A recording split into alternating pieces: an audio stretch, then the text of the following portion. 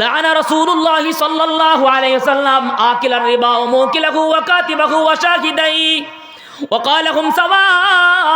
নবীজি বলেন, যেই ব্যক্তি সুদ ঘুষের লেনদেন করলো, যেই ব্যক্তি সুদ ঘুষ বক্ষণ করলো, গ্রহণ করলো, যেই ব্যক্তি সুদ ঘুষের লেনদেনের সাথে লেখালেখি করলো, সহযোগিতা করলো, যেই ব্যক্তি সাক্ষী থাকলো, এক কথায় এই হারাম লেনদেনের সাথে যদি কোনো ব্যক্তি ন্যূনতম কোনো সম্পর্ক রাখে, নবীজি বলেন ওই ব্যক্তির উপরে আমি নবীর অভিশাপ, আল্লাহ পাকের অভিশাপ, যেই ব্যক্তির উপরে আল্লাহর অভিশাপ, নবীর অভিশাপ, ওই ব্যক্তি কোনোদিন পীরের পা ধইরা জান্নাতে যাইতে পারবে না।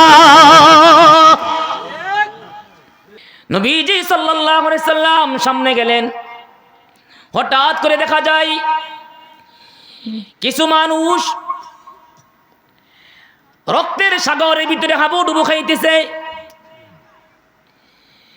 সাঁতার পড়তে পড়তে কিনারা আসতে চায়, হাবুডুবু খেতে খেতে যখন কিনারায় আসে, কিন্তু এই কিনার থেকে আরো কিছু মানুষ বড় বড় পাথর নিক্ষেপ করে। পাথর নিক্ষেপ করার সঙ্গে সঙ্গে ওই মানুষগুলি আবার সেই রক্ত নদীর মাঝখানে চলে যায়। নবীজি জিজ্ঞেস করলেন, জিব্রাইল এরা কারা?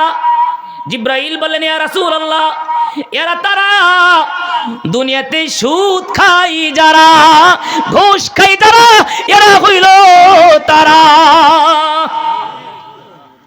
সুদখোর ঘুষখোর নাই? হ্যাঁ, সুদখোর ঘুষখোর আছে। সুদ ঘুষ মানে কি, এটারে এমন ভাবে এখন আমরা ব্যবহার করতেছি মনে হয় এটা কোনো গুনাই মনে করি না। আবার হাজি, আবার চিল্লা লাগাইছি, আবার কোনো ফিরের দরবারেও যায়, কিন্তু ফিরের কাছে কোনোদিন কয় না যে হ্যাঁ সুদ খায়, গিয়ে গোপন করে রাখে, ঠিক না? যে হাজি সাহেব আপনি কেমনে চলেন, তো কোনো চাকরি বাকরি নয়, ব্যবসাও করেন না, কিন্তু টলটলা চলতেছেন কেমনে? কিছু টাকা আছে ওইটা মানুষের কাছে রাখা দিছি, এটা লাইরাসে রাখাইতেছি, কি আছে না নাই? আর কিছু চালাক মানুষ, চালাক, কেমনে চলো, কি এককালীন পাইছিলাম পেনশনের পরে, ওই টাকাগুলি ব্যাংকে রাখা দিছি, ওইটা মাস মাস ইন্টারেস্ট দেয়, ওইটাই দিয়ে চলতেছি। বলেন না নাউযুবিল্লাহ। আবার নামাজ পড়ে, বছরে বছরে উমরা তো যায়, আবার জাকাতের নামে প্রহসন করে কিছু কিছু কাফর বিলায়, আবার মসজিদ মাদ্রাসা দান খয়রাত করে।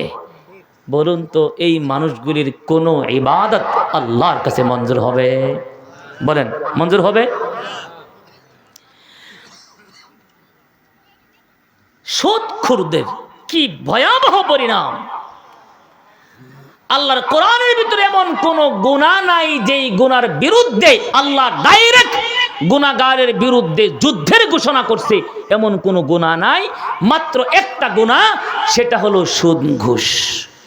যেই ব্যক্তি সুদ ঘুষের সাথে সম্পৃক্ত, আল্লাহ বলেন সরাসরি সে আল্লাহ এবং রাসূলের বিরুদ্ধে যুদ্ধে লিপ্ত। নাউযুবিল্লাহ। কি মনে করেন?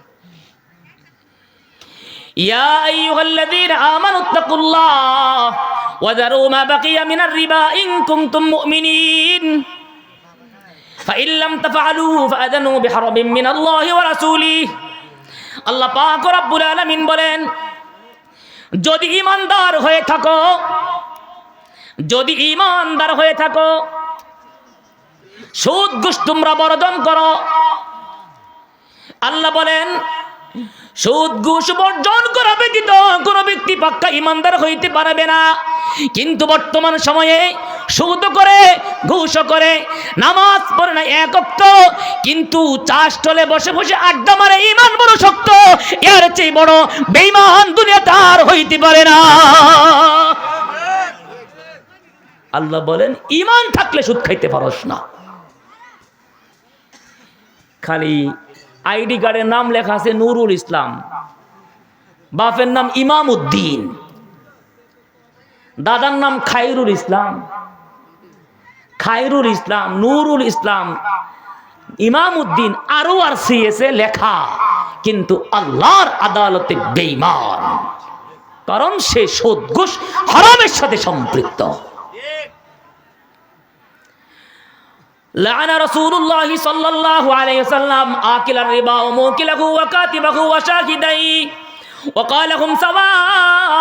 নবীজি বলেন, যেই ব্যক্তি সুদ ঘুষের লেনদেন করলো, যেই ব্যক্তি সুদ ঘুষ বক্ষণ করলো, গ্রহণ করলো, যেই ব্যক্তি সুদ ঘুষের লেনদেনের সাথে লেখালেখি করলো, সহযোগিতা করলো, যেই ব্যক্তি সাক্ষী থাকলো, এক কথায় এই হারাম লেনদেনের সাথে যদি কোনো ব্যক্তি ন্যূনতম কোনো সম্পর্ক রাখে, নবীজি বলেন ওই ব্যক্তির উপরে আমি নবীর অভিশাপ, আল্লাহ পাকের অভিশাপ, যেই ব্যক্তির উপরে আল্লাহর অভিশাপ, নবীর অভিশাপ, ওই ব্যক্তি কোনোদিন পীরের পা ধইরা জান্নাতে যাইতে পারবে না।